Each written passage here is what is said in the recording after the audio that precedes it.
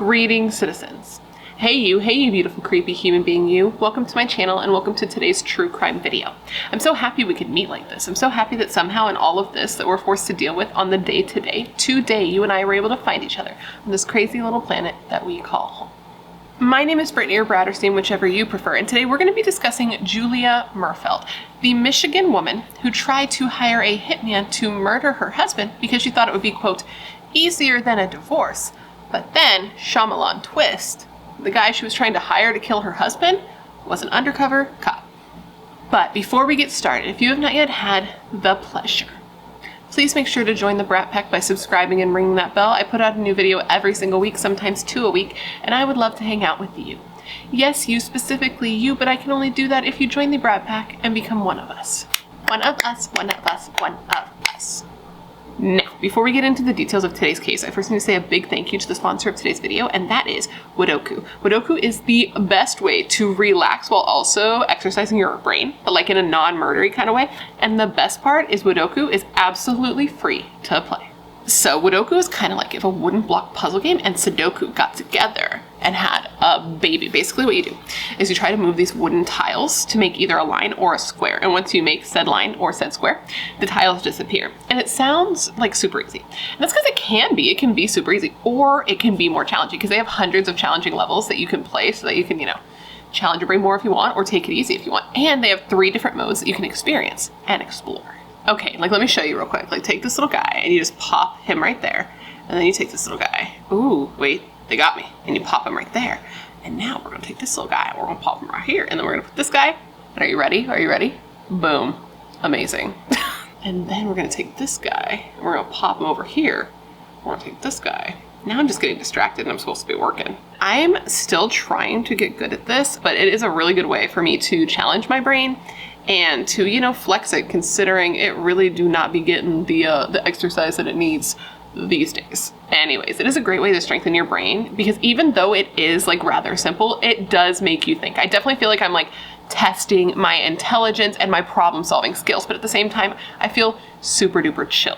And another thing, I don't know if you're into ASMR, because generally speaking, I'm actually not. I'm not an ASMR girly. I'm not one that seeks out that kind of content. But there's something about this game, when you're moving the tiles, you hear these little noises of the tiles moving, and it's strangely relaxing. I think I understand what ASMR is now. Am I gonna go out and start watching ASMR videos? Probably not, but I'm gonna really enjoy and feel really relaxed while I'm listening to those little wooden blocks swirl around. Yes. So with all of that said, I've got some great news. Sudoku is totally free to download. You can get it on iOS or Android for free. I think you can actually play it on desktop too. I haven't tried that, but I have done it on my phone. I have an iPhone, so you can get it through iOS, Android, and it's free. So if all of that sounds as good to you as it does to me, make sure to click the link in my description box to let them know I sent you, or you can scan my QR code. That lets them know that you got, you signed up through me. It helps the channel and it's free to use. So it's a win, win, and win. Now, I just want to say a thank you to Sudoku for partnering with me on today's video, and a big thank you to you guys for always being so supportive of all of my sponsors. You rock, don't ever change. And now that I'm done spreading the good word of Sudoku, we can go ahead and get into this video. Now, this is a video on a case that I had never heard of before, but I actually learned about it on TikTok. So my TikTok For You page is mostly mom stuff that makes me sob. I want to reconfigure my algorithm because I need to get off mom talk because it just makes me cry every single day, and I'm not about that life right now. But occasionally, another thing that I get is 911 calls and interrogation footage. And the way that I came across this one is that there was a video taken of Jake Merfeld while she was being while she was talking to the undercover cop. He had a camera in his car so he could record the interaction. And as soon as I saw this video of her, I was like, ooh, I want to look into this case further, just because she seems so callous and so not even evil. Just nonchalant about what she's doing. And what she's doing is hiring somebody to murder her husband, the father of her kids. Okay, so I looked into it. And when I was looking into the case, I look online, see, if it's been done a lot. And there are hardly any videos on it. And the ones that are in existence are very, very short. So I wanted to find all the information. And now I have it. So now I'm going to tell you that entire story. I read all the things so that you do not have to, and at the end of this video, I want you to answer the question of the day. I'm going to give it to you now so you can have it kicking around in your brain while we go through all the details of this case. But, obviously I don't want you to answer it until you have some information, but the question of the day is this. Could you forgive and advocate for the person who tried to hire somebody to have you killed? Let me know all your thoughts in the comments below after we go through the details of this case. Now, with all of that said, come gather around and let me tell you the story of Julia Merfeld, the Michigan woman who tried to hire an undercover cop to murder her husband because she thought it would be easier than a divorce. All right, where should we even begin with this case? I guess we can start with the beginning. We can begin with the beginning.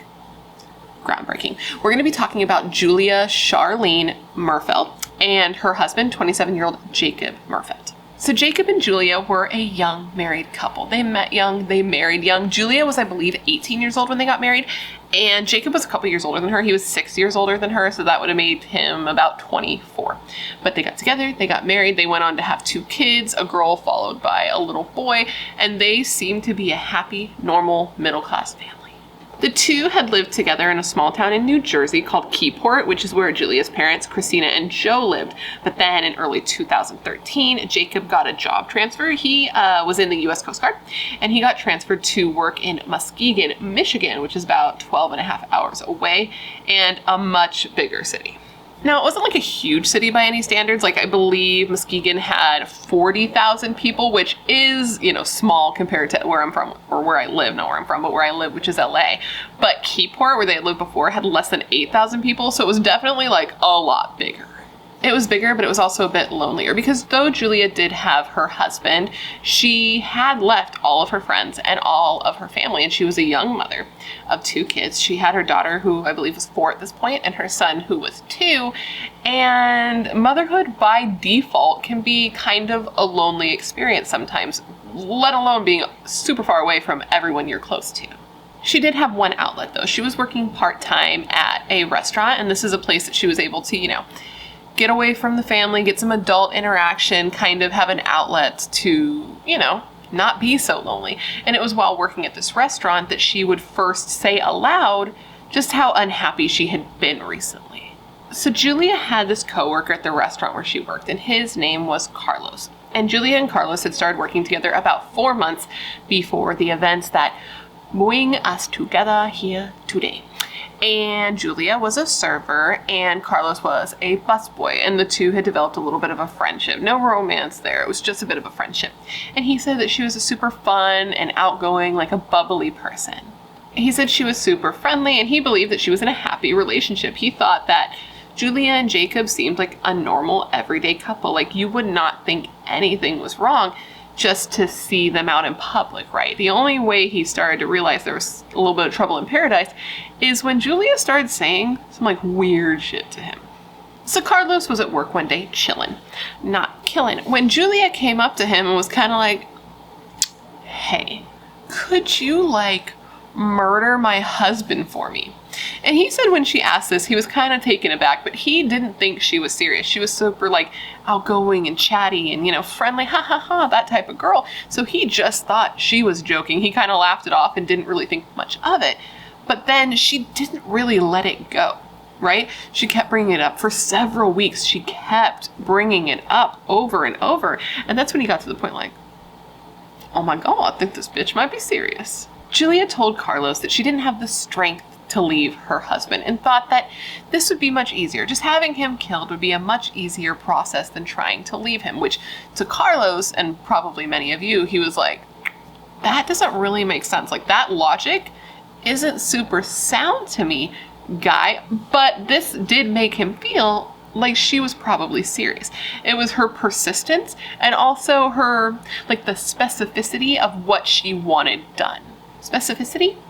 Yeah, I'm pretty sure that's a real word and I'm not making that up. She told Carlos she had a pretty detailed plan of how he could do it. He could go into her home and make it look like a robbery. She even gave him a list of things that were in her home that he could take and keep to, strengthen this robbery theory. And he was like, oh, okay. And then she was like, and you know what else? I will pay you $50,000 to do this job because I'm about to come into a bunch of money. My husband has a $400,000 life insurance policy, and once I get that money, you're going to get a big payout. It's at this point that Carlos is finally like, I don't know, man, this kind of seems like she might be serious, right? So he actually goes and he talks to his ex. I believe this was the mother of his child, and he talks to her because, us women, generally speaking, do got the right ideas of what you should do in situations. Obviously, that's not always true because Julia does exist, but I know, for example, I'm always right. So he made, the choice to go talk to his ex. And it's when he spoke to her that he realized that she tells him what he was kind of already expecting, that this is a serious situation and that he needs to go to the police, because even if he wasn't going to agree to do it for her, which he never was, she could still hire somebody else to do it, and this man could still be killed, and he would have known it was going to happen. So the next time Julia brings it up to Carlos, he tells her, like, hey, I don't think I'm the one for the job. I bust tables. I do not dust ladies' husbands. However, I have a friend who I think would be perfect for the job. I think he'd be interested, and I'm going to hook you guys up, so he will be in touch. But what he really did is Carlos went to the cops, spoke to the police, and with his help, sure, they set up an undercover sting operation where an undercover cop was going to go pretend to be a hitman and meet with Julia so that they could catch her in the act. Very much like the case I covered a while back, Tim Lambesis, how he tried to have the singer of As I Lay Dying, tried to have his wife murdered. It was a very similar situation. And this interaction, well, there were two interactions. These interactions were recorded, and that's actually how I found out about this case in the first place. And poor Carlos, man, he felt, at least at the time of the last interview that I saw, like super messed up about the whole situation, and probably honestly a little bit insulted that Julia would think he would be like down with that sickness. He thinks that he was chosen because he had a criminal history. He had served time for a weapons charge before, and he was like, listen, I served my time. I paid my debt to society. I'm not a murderer. That's not something that I'm going to do. I'm like the father of a little girl. I'm not out here killing people. He was asked by reporters if he feels like a hero, and he was just kind of like, no, like, I don't like recognition. I was just trying to do what was right. He said he couldn't live with himself as something bad had happened to Jacob if he didn't speak up. So he drove to the police station and turned her in just in case. Maybe she wasn't going to do anything, but just in case. And this is definitely one of those examples of like, see something, say something. Because yeah, maybe she wouldn't have gone through with it, but what if she did? You would have to live with that, and like, that's not cool. It's not cool.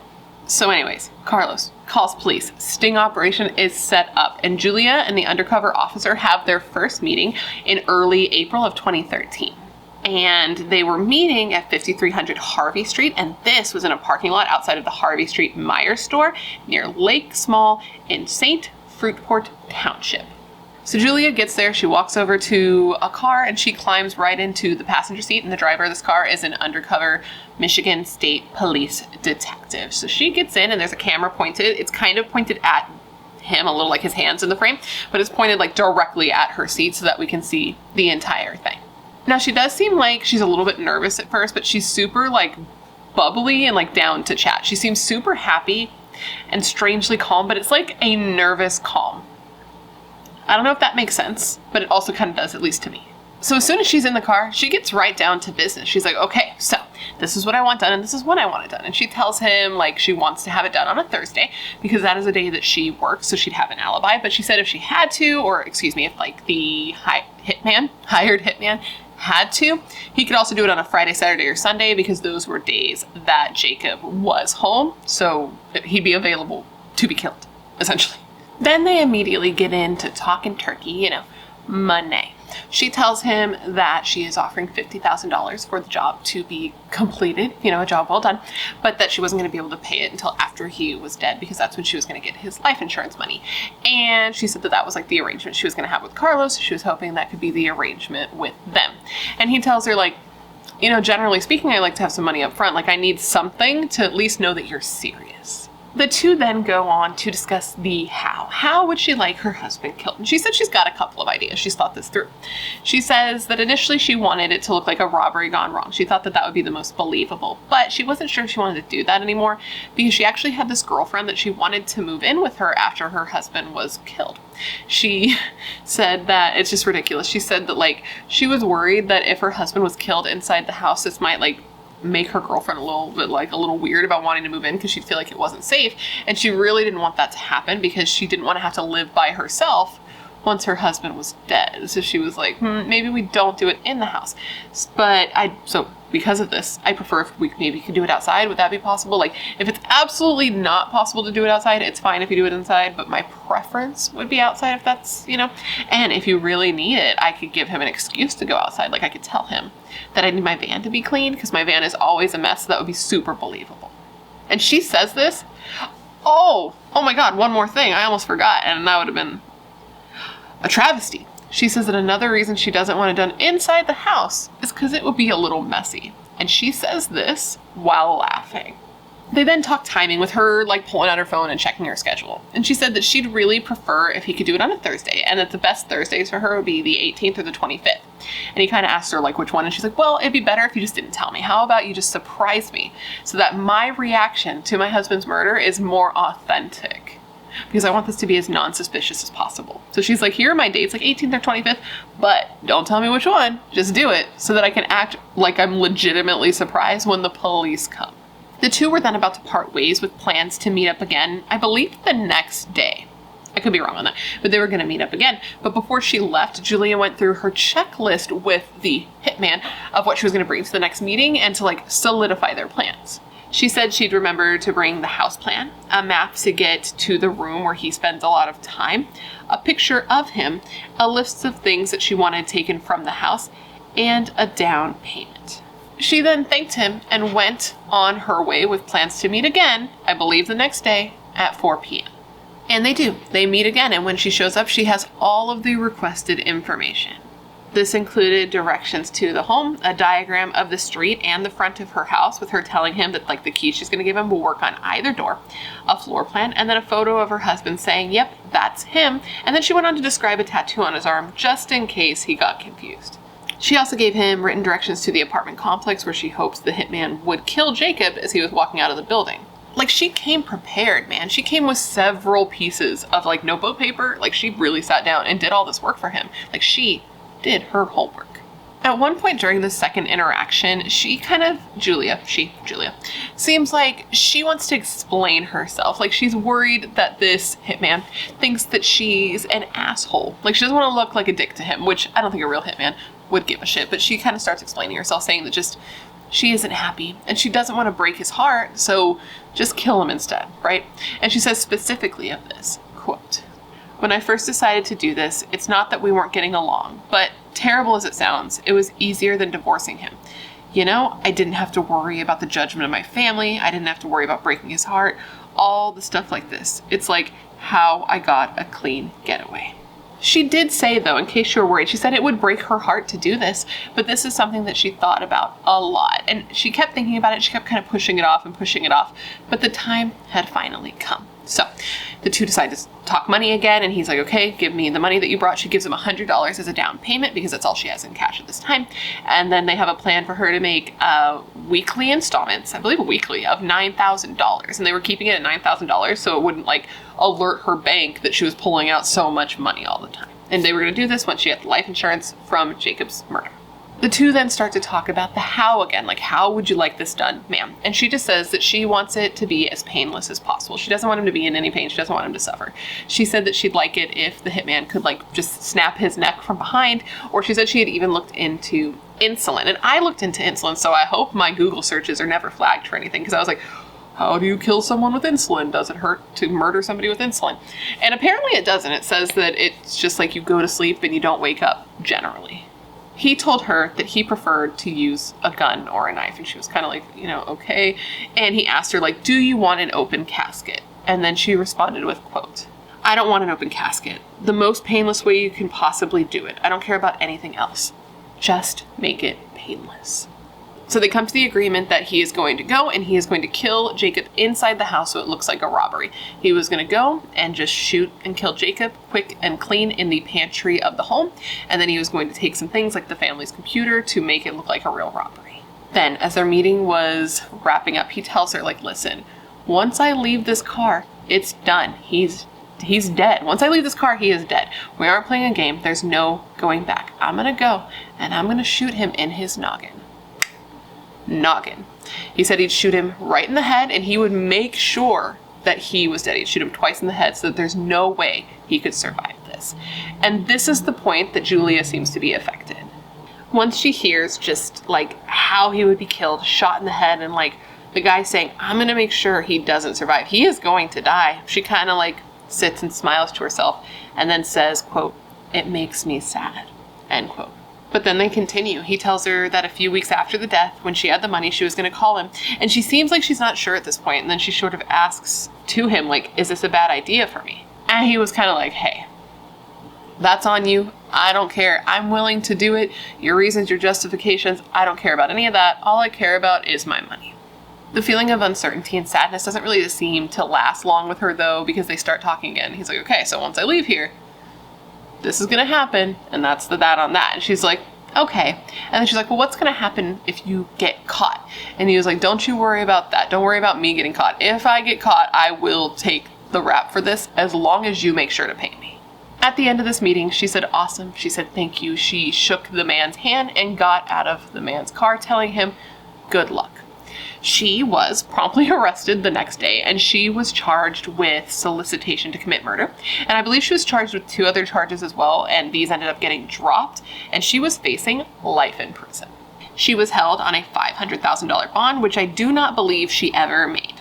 Now, as I'm sure you can imagine, when she was arrested, the people that knew her and loved her were shocked. Her parents have spoken out about this a lot. They're the people who I've seen the most interviews from.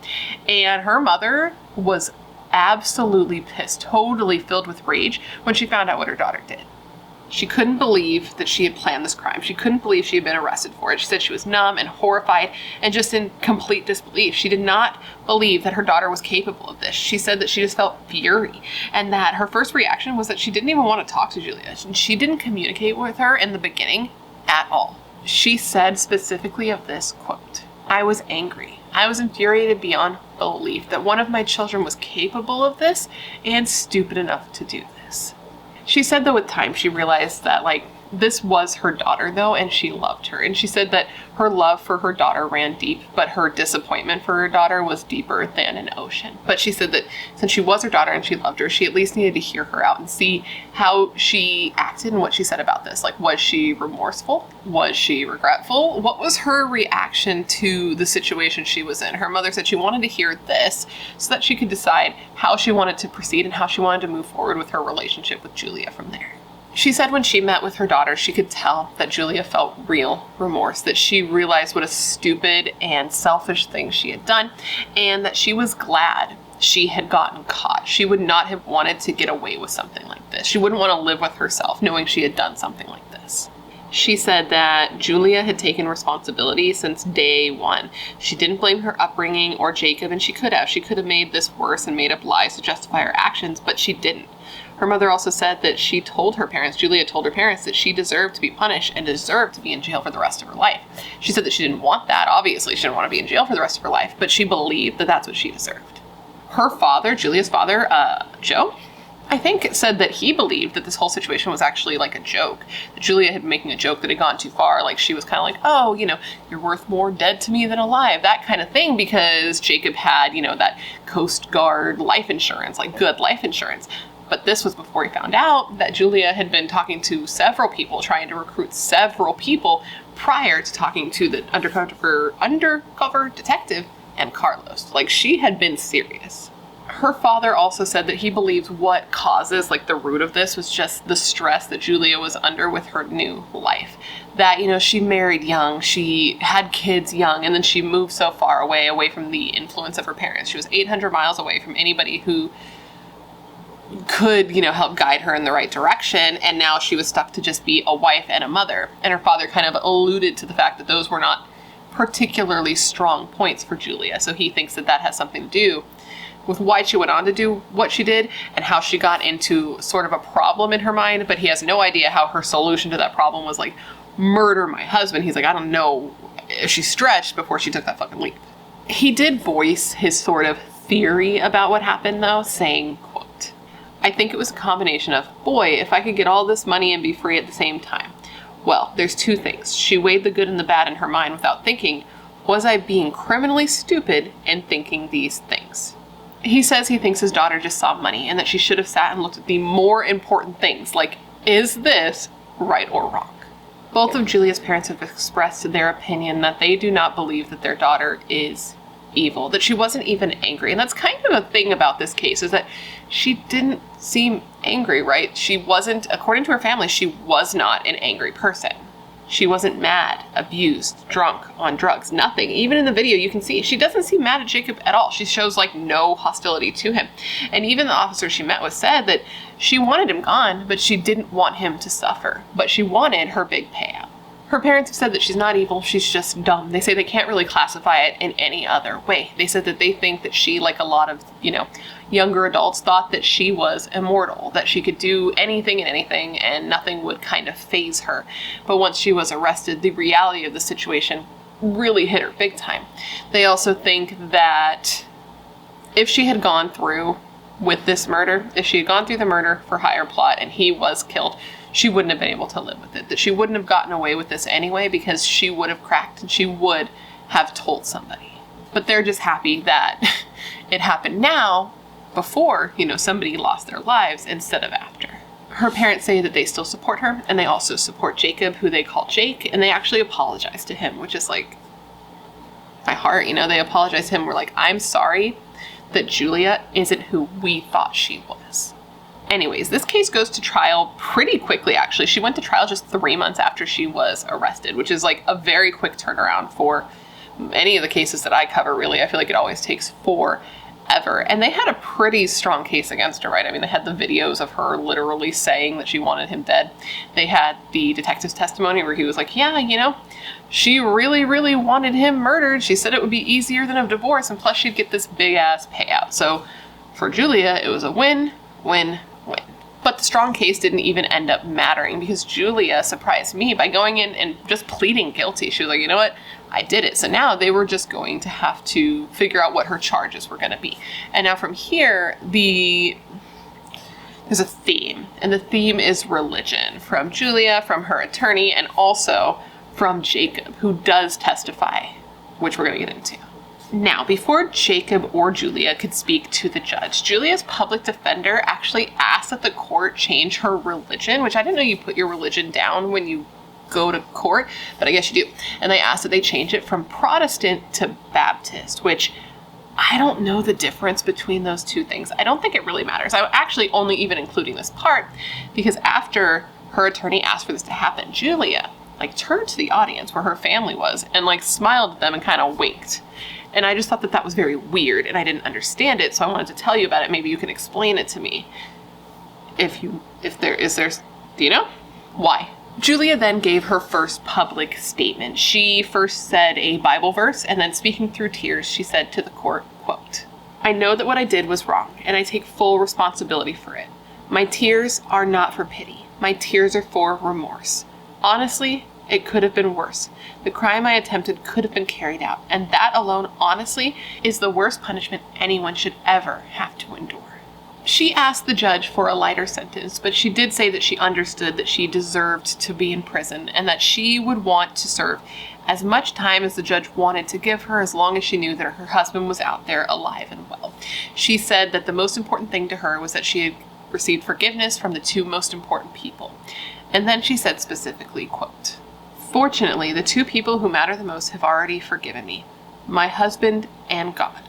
Honestly, they're the only two people who matter." Now, you might have heard that and went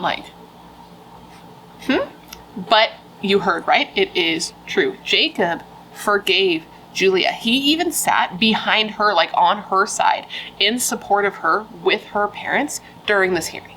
And then, and this part really surprised me, Jake Merfeld, who previously to this had been pretty quiet, he hadn't been giving interviews, he hadn't really spoken out about this. Well, he addressed the court in support of his wife. His major themes were God and forgiveness, and he asked the judge to grant Julia mercy and actually asked that he give Julia no jail time. He said specifically to the court, quote, "I would like to say, I start this off by saying I wholeheartedly forgive my wife for all she has done in this act of hatred.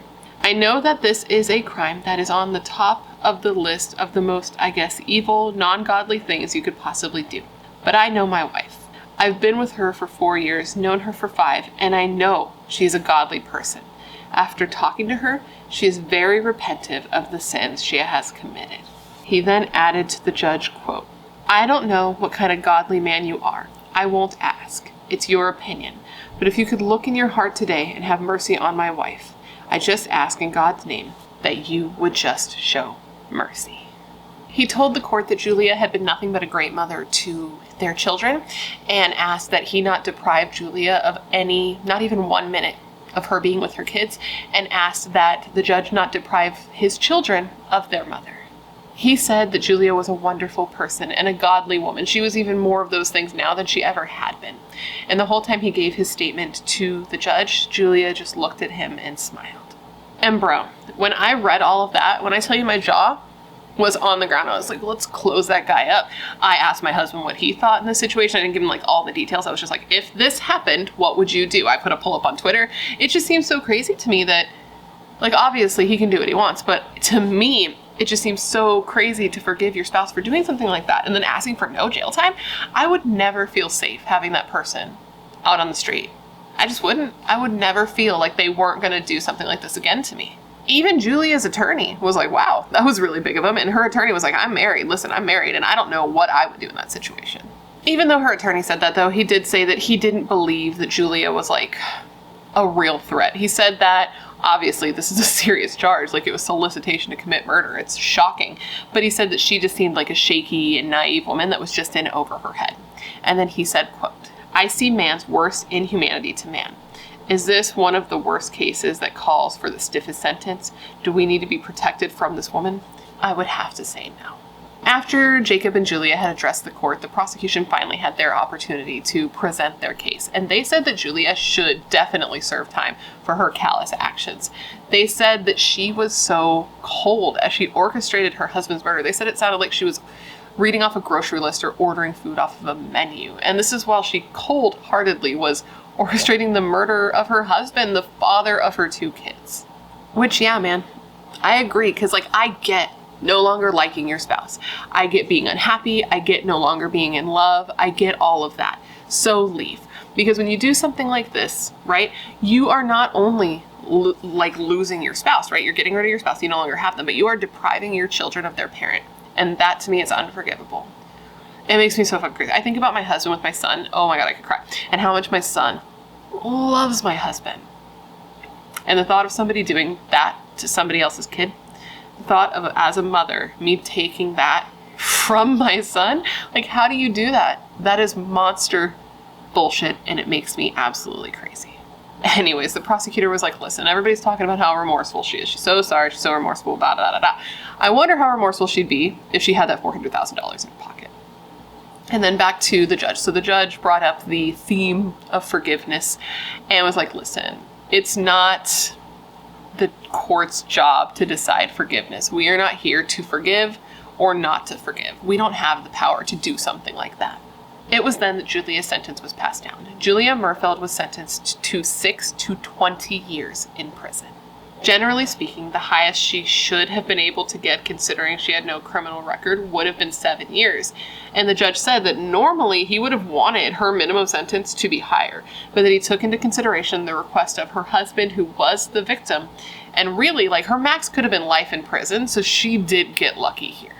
Now, though she was given a minimum of 6 years, she was also given 111 days of time served, so really her minimum was 5 years and 8 months. And then, a max of 20 years, so after, the 5 years and 8 months, it would then be up to the parole board to decide how much time she would actually serve. But it turns out, it looks like she's already been released. I believe from what I can see that this happened in 2019 when she was 31 years old. And I can't find anything out about her. It just seems like she's out of jail, and I can't figure out if, her and Jacob are together, if they got a divorce. I would think he would divorce her, but honestly, who knows? I know that he stood by his wife at first, so maybe he still did. Her parents even talked about that back then. They said that they never once told him to stay or asked him to leave, that it was totally on him. If he was to leave her and divorce her, they'd definitely get it and support him either way. But that he was totally wonderful and stood by his wife. They said that he was definitely going through his emotions, anger and shock, and he wondered how he'd ever trust her. But I don't know, man. This whole thing just blows my mind. Like, would you forgive your spouse for doing something like this? Would you stand beside them and would you stay with them? I am so confused. I am confusion. Oh, so there was this one guy. This is kind of off topic, but it's also kind of on topic. Yeah, it's on topic, I'll tell you. So there was this one guy. He was a veteran psychologist and a relationship therapist named Richard. Dr. Richard. And Dr. Richard did speak out and give his, opinion on the situation in their relationship. And he said that, he didn't think that this relationship was gonna work out. He said that it was even a stretch to call this a marriage. And he said that he believes that Julia is a master manipulator and that all of her tears in trial were there to manipulate everyone but one person in specific, and this was her husband, to get him to forgive her. He said that he doesn't think it's possible that Jacob actually forgives Julia. He said that true forgiveness is super rare and that it requires, quote, genuine heartfelt remorse and the willingness to abide by consequences, end quote. And he said that he didn't see any of that in this case. He added that he thinks that Jacob was so traumatized by the whole situation that he started to identify more as like his children, and that he was in a place where he just wanted his imaginary wife back that just loved him, and like none of this had happened. But, you know, this was a guy that I don't think ever actually like worked with them, evaluated them, so you can take it with a grain of salt. I just thought that it was interesting, and to me, it kind of rang true, so I thought I'd tell you about it. So, I don't know. Is there a manipulator with no conscience walking around there free now? I don't know. Her parents don't seem to think so. A lot of people thought this because of like the laughing, right? And like the cheerful tone with which she discussed murdering her husband, but her family said that like that's kind of how her family deals with stress. They laugh. Like the more stressed they are, the more they laugh about something, which I get. I do laugh sometimes when I'm telling you guys the cases when I get to like an uncomfortable spot because it's just ridiculous, but I don't know. It's very confusing.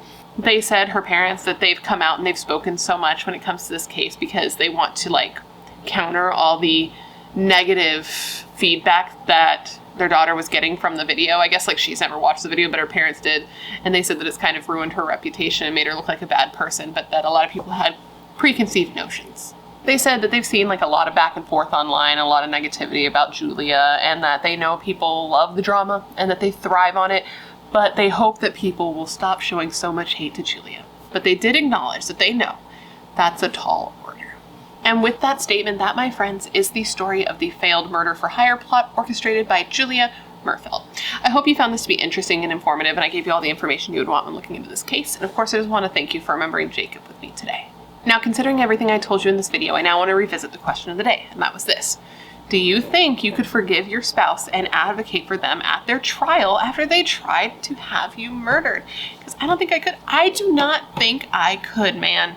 I don't think I'm strong enough, but that's just me. So I want to hear what you guys have to say with your answers in the comments below, which now that I'm thinking about it, now that I'm saying it, might be the last thing that Julia's parents want because they want to tone down the hate. I feel like people are going to have some opinions, but it is what it is. Let me know what you think down below. Before you leave, please don't forget to leave me a case suggestion down below. I love looking into the cases that you guys suggest. Anytime you leave a suggestion, I put it on my list with your name next to it, so if I cover it, I can give you a shout out. I know you're filled with good ideas and good taste. Otherwise, you would not be here. If you haven't already, please don't forget to join the Brat Pack by subscribing and ringing the bell. I put out a new video every single week, and I'd love to hang out with you. Yes, you, specifically you.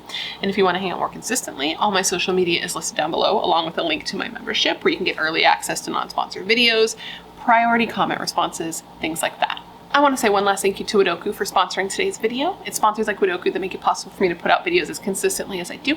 And a big thank you to you guys for always being so supportive of all my sponsors. You rock. Don't ever change. And now with all of that said, I just want to thank you for being here when you could literally be anywhere else in the world. That is tight.